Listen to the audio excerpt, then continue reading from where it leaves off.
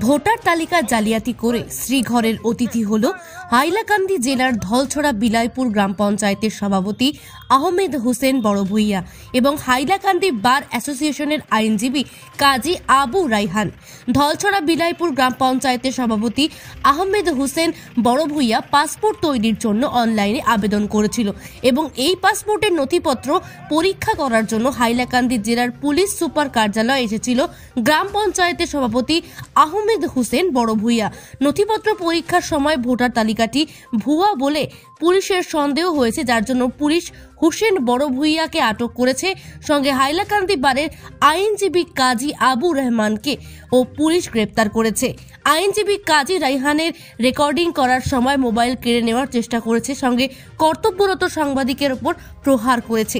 বর্তমানে গ্রাম পঞ্চায়েতের সভাপতি এবং আইনজীবী পুলিশের জিম্মায় আছে এবং পুলিশ তাদেরকে জিজ্ঞাসাবাদের অব্যাহত রেখেছে।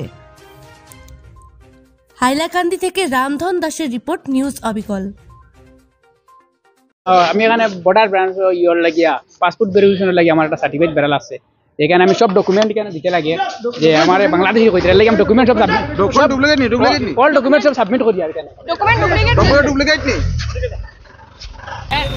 ভোটার লিস্ট আরবার অরিজিনাল জগৎ দিতে লাগে।